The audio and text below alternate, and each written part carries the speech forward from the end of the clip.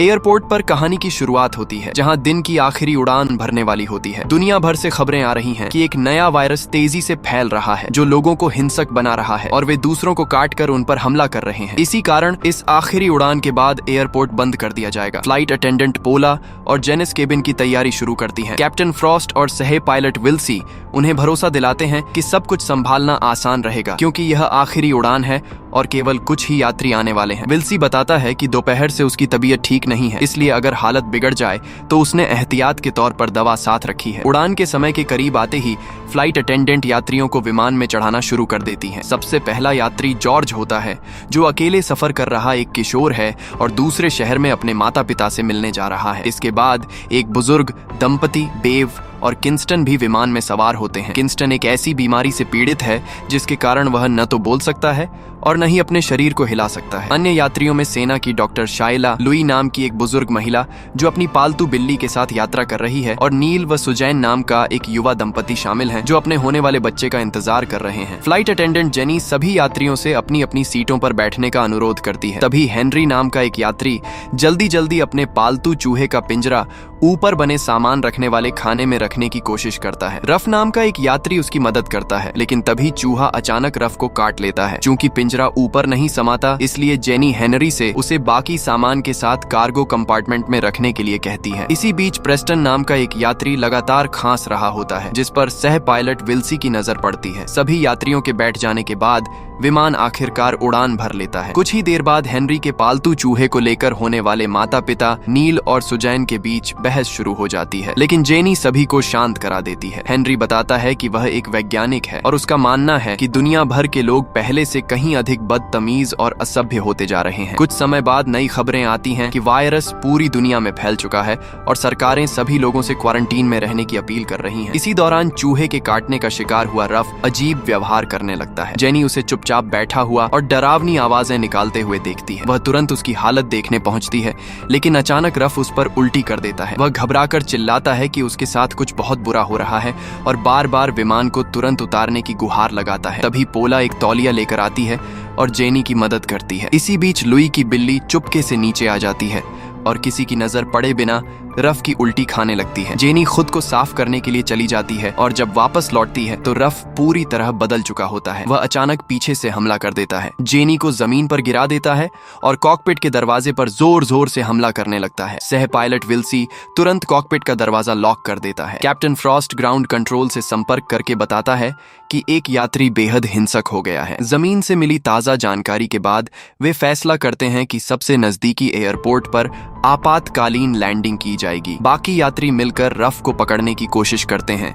लेकिन वह जो भी उसके करीब आता है उस पर हमला कर देता है। आखिरकार हेनरी, पोला और जॉर्ज मिलकर एक पट्टे की मदद से उसे काबू में कर लेते हैं। इस बीच डॉक्टर शाइला उन सभी लोगों की जांच करती हैं जो हमले के दौरान घायल हुए थे। जेनी पूरी तरह सदमे में होती है और समझ नहीं पाती कि रफ अचानक इतना हिंसक कैसे हो गया। थोड़ी देर बाद कैप्टन फ्रॉस्ट घोषणा करता है कि उन्हें आपातकालीन लैंडिंग की अनुमति मिल गई है और वह सभी यात्रियों को तुरंत अपनी अपनी सीटों पर बैठने का निर्देश देता है। खराब मौसम के बावजूद दोनों पायलट विमान को उतारने की प्रक्रिया शुरू कर देते हैं। विमान नीचे उतरते समय बुरी तरह हिलने लगता है, जिससे रफ का सिर बार बार आसपास की चीजों से टकराता रहता है। पोला उसे उठाकर एक सीट पर बैठाता है और सीट बेल्ट बांध देता है ताकि उसे और चोट न लगे, लेकिन जैसे ही वे उसे बांध रहे होते हैं रफ पूरी तरह एक ज़ॉम्बी में बदल जाता है। वह अचानक पोला पर हमला कर देता है और उसके चेहरे पर जोर से काट लेता है। इसके बाद वह जेनी पर भी हमला करने ही वाला होता है, लेकिन बाकी लोग अभी भी वहीं मौजूद होते हैं। सभी लोग पीछे से उसे पकड़ लेते हैं।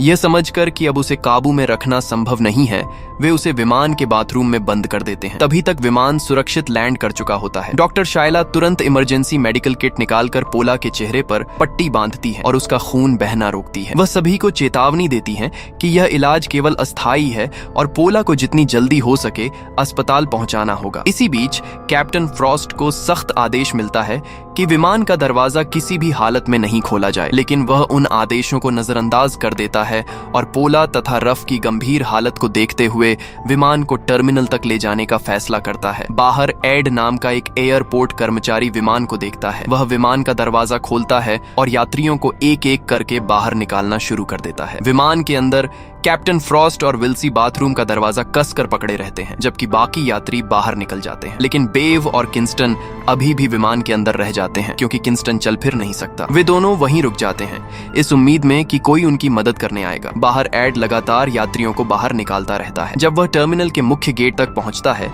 तो देखता है कि सभी गेट बंद हैं। एड भी हैरान रह जाता है, क्योंकि उसे लगता था कि एयरपोर्ट के अंदर वही आखिरी कर्मचारी बचा है। इसलिए वह बाकी लोगों के साथ दूसरे गेटों की ओर दौड़ता है, लेकिन वहां भी वही हाल होता है। हर दरवाजा बाहर से बंद होता है। तभी वे देखते हैं कि अधिकारी सीसीटीवी कैमरों के जरिए उन्हें देख रहे हैं, लेकिन कोई भी दरवाजा नहीं खोल रहा। यह देखकर सभी लोग डर जाते हैं। वे सोचने लगते हैं कि आखिर उनके साथ क्या हो रहा है और उन्हें कैद करके क्यों रखा गया है। तभी कई सायरनों की आवाज सुनाई देती है। खिड़कियों से बाहर देखने पर उन्हें कई पुलिस की गाड़ियां और एम्बुलेंस एयरपोर्ट के बाहर पहुंचती हुई दिखाई देती हैं, लेकिन फिर भी किसी को बाहर जाने की अनुमति नहीं मिलती। कुछ ही देर बाद खिड़कियों को भी ढक दिया जाता है ताकि वे बाहर कुछ न देख सकें। फिर घोषणा की जाती है कि एयरपोर्ट को क्वारंटीन घोषित कर दिया गया है, इसलिए किसी भी व्यक्ति को बाहर जाने की अनुमति नहीं है। अगली घोषणा होने तक सभी लोग चुपचाप बैठे रहते हैं। कई यात्री अपने परिवार वालों को फोन करके बताते हैं कि वे एयरपोर्ट के अंदर फंस गए हैं। कुछ यात्री गुस्से में जेनी से सवाल करने लगते हैं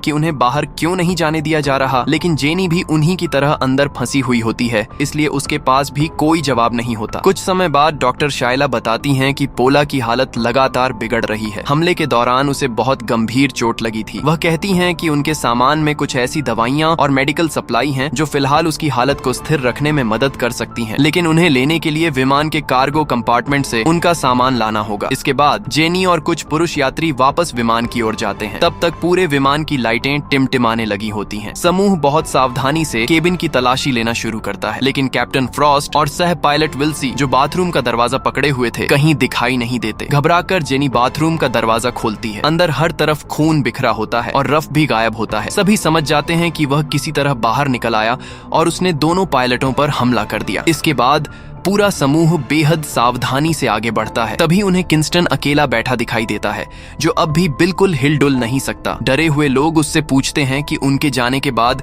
आखिर क्या हुआ था और कैप्टन फ्रॉस्ट तथा सह पायलट विल्सी कहां चले गए, लेकिन किंस्टन कोई जवाब नहीं दे पाता, क्योंकि वह बोलने में असमर्थ होता है। समूह तुरंत कार्गो हैच खोलता है और सामान रखने वाले हिस्से में प्रवेश करता है। जब जेनी डॉक्टर शायला का बैग ढूंढ रही होती है, तभी अचानक कैप्टन फ्रॉस्ट, जो अब ज़ॉम्बी बन चुका होता है, उन पर हमला कर देता है। डॉक्टर शायला हिल भी नहीं पाती। उन्हें बचाने के लिए नील मजबूर होकर अपनी बंदूक से कैप्टन फ्रॉस्ट को गोली मार देता है, जिससे उसकी तुरंत मौत हो जाती है। उसी पल सभी को यकीन हो जाता है कि यह वायरस लोगों को ज़ॉम्बी में बदल रहा है, जो अपने आसपास मौजूद हर इंसान पर हमला कर देते हैं। सभी लोग जल्दी जल्दी अपना सामान उठाते हैं और विमान से बाहर निकल जाते हैं। वे किंस्टन को भी अपने साथ ले जाते हैं, लेकिन थोड़ी ही देर बाद उन्हें पता चलता है कि प्रेस्टन की गर्दन पर बेव ने काट लिया है। बेव भी अब ज़ॉम्बी में बदल चुकी होती है और उन पर हमला करने की कोशिश कर रही होती है। वे किसी तरह बेव को अंदर बंद कर देते हैं और किंस्टन को लेकर वापस एयरपोर्ट पहुंच जाते हैं। डॉक्टर शायला तुरंत मेडिकल सामान की मदद से पोला का इलाज शुरू कर देती है। इसी बीच नील सुजैन से कहता है कि उसके पास कैप्टन फ्रॉस्ट को गोली मारने के अलावा कोई और रास्ता नहीं था, क्योंकि वह ज़ॉम्बी बन चुका था। समूह दरवाजे के सामने एक भारी मेज लगा देता है ताकि ज़ॉम्बी बनी बेव बाहर न निकल सके। इसके बाद जेनी सभी को एक साथ इकट्ठा करती है। वह समझाती है कि वे सभी इसलिए फंसे हुए हैं क्योंकि ज़ॉम्बी वायरस अब उनके बीच फैल चुका है और पुलिस किसी को भी बाहर जाने की अनुमति नहीं दे रही है। इसलिए अगर उन्हें जिंदा बचना है तो उन्हें एकजुट रहना होगा। वह यह भी बताती है कि उन्होंने समाचारों में वायरस के बारे में जो कुछ भी देखा था वह सब सच है। अब उन्हें मिलकर यहाँ से निकलने का रास्ता ढूंढना होगा ताकि वे अपने अपने परिवारों के पास वापस लौट सकें। इसी दौरान किंस्टन अपने पास लाल चमकती आंखों वाला एक चूहा देखता है। वह बोल नहीं सकता, इसलिए किसी को चेतावनी भी नहीं दे पाता। अचानक वह चूहा उस पर कूद पड़ता है और उसे काट लेता है। सभी लोग यह हमला अपनी आंखों से देखते हैं। वे चूहे को पकड़ लेते हैं और किंस्टन का इलाज शुरू कर देते हैं, लेकिन सभी को डर होता है कि शायद वह भी संक्रमित हो चुका है, क्योंकि पोला को भी पहले काटा गया था। इसलिए वे पोला और किंस्टन दोनों को एक सुरक्षित स्टोरेज कंटेनर के अंदर बंद कर देते हैं ताकि अगर वे ज़ॉम्बी बन जाएं तो किसी और को नुकसान न पहुंचा सके। एड पकड़े गए चूहे की जांच करता है और उसकी टांग पर लगा एक टैग देखता है। इससे पता चलता है कि वह कोई साधारण चूहा नहीं बल्कि प्रयोगशाला में प्रयोग के लिए इस्तेमाल किया गया चूहा था। चूंकि हेनरी ही उन चूहों को विमान में लेकर आया था, इसलिए सभी लोग उसी पर वायरस फैलाने का आरोप लगाने लगते हैं। हेनरी इस आरोप से साफ इनकार कर देता है। जेनी को याद आता है कि हेनरी ने खुद को एक वैज्ञानिक बताया था, लेकिन हेनरी जोर देकर कहता है कि वह निर्दोष है। वह समझाता है कि अगर वह सचमुच किसी प्रयोगशाला का संक्रमित जानवर विमान में लाया होता तो एयरपोर्ट की सुरक्षा जांच उसे कभी अंदर आने ही नहीं देती। तभी बहस के बीच अचानक रफ पीछे से आकर सभी पर हमला कर देता है। शोर सुनकर बाकी लोग दौड़ते हुए आते हैं, उसे काबू में कर लेते हैं और रस्सियों से बांध देते हैं। तभी बाहर से एक संदेश आता है कि स्थिति की जांच करने और यह तय करने के लिए कि किसी को छोड़ा जा सकता है या नहीं 4 पुलिस अधिकारी एयरपोर्ट के अंदर प्रवेश करने वाले हैं। यह सुनकर सभी लोगों के मन में फिर से उम्मीद जाग उठती है और वे प्रवेश द्वार के पास इकट्ठा हो जाते हैं। कुछ ही क्षण बाद भारी सुरक्षा उपकरण पहने 4 पुलिस अधिकारी ढाल और बंदूकें लेकर अंदर आते हैं। वे अपनी बंदूकें सभी लोगों की ओर तान देते हैं। सभी बचे हुए लोगों को एक जगह इकट्ठा करते हैं और संक्रमित चूहे के साथ साथ नील की बंदूक भी अपने कब्जे में ले लेते हैं। उन अधिकारियों के पास कुछ अजीब तरह के इंजेक्शन भी होते हैं। वे घायल पोला और किंस्टन को वे इंजेक्शन लगा देते हैं। इस बीच बाकी यात्री बार बार पूछते रहते हैं कि उन्हें बाहर क्यों नहीं जाने दिया जा रहा। अधिकारी बताते हैं कि वे किसी को भी बाहर इसलिए नहीं जाने दे सकते क्योंकि वे बाहर मौजूद लोगों की जान को खतरे में नहीं डालना चाहते। वह कहते हैं कि पहले सभी को एक इंजेक्शन लगाया जाएगा। अगर उसके बाद उनमें संक्रमण के कोई लक्षण दिखाई नहीं देते तभी उन्हें बाहर जाने की अनुमति दी जाएगी। यह सुनकर सभी यात्री डर जाते हैं और सोचने लगते हैं कि आखिर उन इंजेक्शनों में क्या है। सबसे पहले लुई खुद आगे बढ़कर इंजेक्शन लगवाने के लिए तैयार हो जाता है, लेकिन तभी उसकी पालतू बिल्ली अचानक उसे काट लेती है और वहां से भाग जाती है। वह बिल्ली पहले संक्रमित इलाके में घूम चुकी थी और अब खुद भी वायरस से संक्रमित हो चुकी थी। अधिकारी तुरंत बिल्ली पर गोलियां चलाना शुरू कर देते हैं, लेकिन बिल्ली एक अधिकारी पर हमला करके उसे भी काट लेती है। तभी दूसरा अधिकारी किंस्टन की हालत देखकर उसे गोली मार देता है और घायल अधिकारी को उठाकर बाहर ले जाने की कोशिश करता है, लेकिन बाहर जाने वाला दरवाजा बंद होता है। अधिकारी अपनी बंदूक से दरवाजा तोड़कर बाहर निकलते हैं। एक डरा हुआ यात्री भी उनके पीछे पीछे बाहर चला जाता है। जैसे ही वे बाहर कदम रखते हैं, बाहर मौजूद पुलिस उन पर गोलियां बरसाना शुरू कर देती है। केवल एक अधिकारी किसी तरह बचकर वापस अंदर भागने में सफल होता है। बचे हुए लोग उसे अंदर खींच लेते हैं और उससे पूछते हैं कि आखिर बाहर क्या हो रहा है। उसी समय इमारत के अलग अलग हिस्सों से ज़ॉम्बियों की डरावनी आवाजें गूंजने लगती हैं। सभी लोग तुरंत भागकर एक स्टोरेज कंटेनर के अंदर चले जाते हैं और उसे अंदर से बंद कर लेते हैं। इसी बीच नील भी धीरे धीरे ज़ॉम्बी में बदलने लगता है। इससे पहले कि वह अपनी पत्नी सुजैन पर हमला कर सके, बाकी लोग सुजैन को उससे दूर खींच लेते हैं। कंटेनर के अंदर डॉक्टर शाइला अधिकारियों द्वारा लाए गए इंजेक्शनों की जांच करती हैं। उन्हें पता चलता है कि हर सिरिंज में अलग अलग दवा भरी हुई है। इससे वह समझ जाती हैं कि बाहर मौजूद डॉक्टरों के पास अभी तक इस वायरस का कोई इलाज नहीं है। वे केवल अलग अलग प्रयोगात्मक दवाओं का संक्रमित लोगों पर परीक्षण कर रहे हैं, इस उम्मीद में कि शायद उनमें से कोई एक असर कर जाए। ये सुनकर हेनरी गुस्से में एक बंदूक उठा लेता है और घायल अधिकारी से सच्चाई पूछता है। अधिकारी बताता है कि बाहर किसी को भी यह नहीं पता कि इस वायरस को कैसे रोका जाए। सरकार अलग अलग एंटीडोट तैयार कर रही है और उन्हें संक्रमित लोगों पर आजमा रही है। वह यह भी खुलासा करता है कि जांच में पता चला है कि यह वायरस प्राकृतिक नहीं है बल्कि जैविक तकनीक से बनाया गया था। उसके अनुसार एक गुप्त संगठन ने चूहों पर प्रयोग करके इस वायरस को तैयार किया और फिर पूरी दुनिया में फैला दिया। अब सरकार किसी भी तरह इसका इलाज खोजने की कोशिश कर रही है। खुद के ज़ॉम्बी बनने की सच्चाई का सामना न कर पाने के कारण वह अधिकारी अपनी ही जान ले लेता है। यह देखकर सभी लोग स्तब्ध रह जाते हैं। उन्हें समझ आ जाता है कि अधिकारी उन्हें कभी भी इस इमारत से बाहर नहीं जाने देंगे और आगे भी उन्हें प्रयोग के लिए इस्तेमाल करते रहेंगे। इसलिए वे फैसला करते हैं कि अब उन्हें अपनी जान बचाने के लिए खुद ही यहाँ से भागना होगा। एड बताता है कि वह कई वर्षों से इस एयरपोर्ट में काम कर रहा है। उसे एक भूमिगत सुरंग के बारे में पता है जो ड्रेनेज सिस्टम से जुड़ी हुई है। उसका मानना है कि वे उसी रास्ते से बाहर निकल सकते हैं। जैसे ही वह सबको रास्ता समझा रहा होता है, तभी ऊपर से ज़ॉम्बी बन चुका विल्सी अचानक उस पर झपट पड़ता है। एड की बंदूक जाम हो जाती है, इसलिए दूसरा व्यक्ति तुरंत कार्गो लिफ्ट का कंट्रोल चालू कर देता है। भारी प्लेटफॉर्म ऊपर उठता है और विल्सी उसके नीचे दबकर कुचल जाता है। इसके बाद पूरा समूह तुरंत कंटेनर से बाहर निकलता है और एड के पीछे पीछे भूमिगत सुरंग की ओर बढ़ने लगता है। चलते समय जेनी को एहसास होता है कि हेनरी कहीं गायब हो गया है। उसी दौरान उन्हें पास से कई ज़ॉम्बियों की आवाजें भी सुनाई देने लगती हैं, इसलिए सभी लोग और तेज दौड़ने लगते हैं। दूसरी ओर हेनरी चुपके से अपने बैग में से एक बंदूक निकालता है। इससे साफ हो जाता है कि उसके मन में कोई छिपी हुई योजना चल रही है। सुरक्षित रास्ता तलाशते हुए जेनी का सामना ज़ॉम्बी बन चुके पोला से हो जाता है। बिना एक पल की देरी किए वह लोहे के एक औजार से उस पर लगातार वार करती है जब तक कि वह हमेशा के लिए खतरा बनना बंद नहीं कर देता।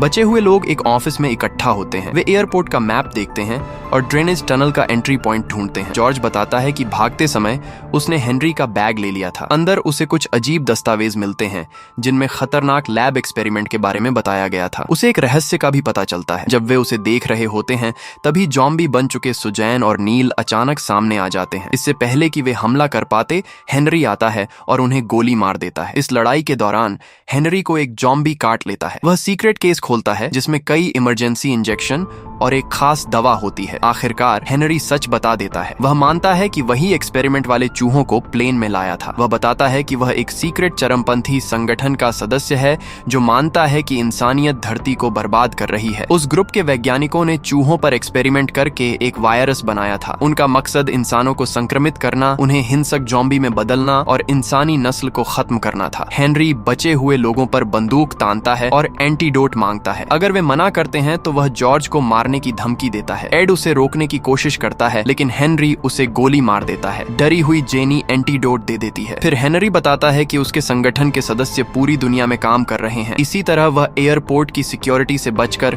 संक्रमित चूहों को प्लेन में ला पाया था। वह यह भी बताता है कि वायरस पहले ही पूरी दुनिया में फैलाया जा चुका है। हेनरी कहता है कि कोई कुछ भी कर ले, जॉम्बी सर्वनाश को कोई नहीं रोक पाएगा। भागने के लिए वह जॉर्ज को बंधक बनाता है, एयरपोर्ट का मैप लेता है और भाग जाता है। जेनी और डॉ शायला को पीछे छोड़कर वे दोनों अलग रास्ते से अंडरग्राउंड टनल तक पहुंचने का फैसला करते हैं। रास्ते में उनका सामना कई जॉम्बी से होता है। वे एक एक करके उनसे लड़कर बच निकलते हैं। हालांकि उनके कई पुराने साथी पहले ही जॉम्बी बन चुके होते हैं। यह एहसास होने पर कि वे उन सभी को नहीं हरा सकते, शायला पीछे हट जाती है और एक कमरे में छिप जाती है। शायला बताती है कि भागने से पहले उन्होंने एक ऑफिसर से थर्मल गॉगल्स लिए थे। उन्हें लगता है कि ये गॉगल्स अंधेरे में देखने और बाहर निकलने का सुरक्षित रास्ता खोजने में मदद करेंगे। तभी जेनी को पता चलता है कि जॉम्बीज से लड़ाई के दौरान शायला को काट लिया गया है। उसे एहसास होता है कि शायला भी जल्द ही जॉम्बी बन जाएगी। समय कम होने के कारण शायला पीछे रुककर जॉम्बीज का ध्यान भटकाने का फैसला करती है ताकि जेनी हेनरी से जॉर्ज को बचा सके। वह बाहर भागती है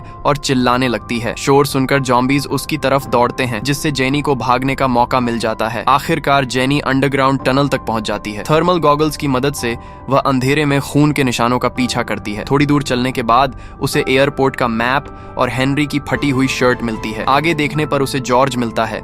जॉर्ज जेनी को दूर रहने की चेतावनी देता है। वह उसे बताता है कि एंटीडोट काम नहीं आया और हेनरी पहले ही जॉम्बी बन चुका है। चेतावनी को नजरअंदाज करते हुए जेनी उसे बचाने के लिए आगे बढ़ती है। जैसे ही वह पास पहुंचती है उसके गॉगल्स पर खून की बूंदें गिरती हैं। जब वह उन्हें साफ कर रही होती है तो पूरी तरह जॉम्बी बन चुका हेनरी अचानक हमला कर देता है। संघर्ष के दौरान जेनी के गॉगल्स जमीन पर गिर जाते हैं। वह पूरी कोशिश करती है कि हेनरी उसे काट ना पाए। लड़ाई देखते हुए जॉर्ज थर्मल गॉगल्स पहनता है, हेनरी की बंदूक उठाता है और उस पर गोली चलाता है। इस हमले से जेनी को संभलने का मौका मिल जाता है। वह वापस गॉगल्स पहनती है और उसी लोहे के औजार से हेनरी को हरा देती है जिसका इस्तेमाल उसने पहले किया था। अब वह कोमा में है। उसी समय एयरपोर्ट में जबरदस्त आग फैलने लगती है। जेनी और जॉर्ज को एहसास होता है कि अधिकारियों ने संक्रमण को और फैलने से रोकने के लिए पूरे एयरपोर्ट में आग लगा दी होती है। जेनी और जॉर्ज समझ जाते हैं कि अगर वे तुरंत वहां से नहीं निकले तो आग की लपटों में जलकर मर जाएंगे। अंधेरी सुरंग में आगे बढ़ने से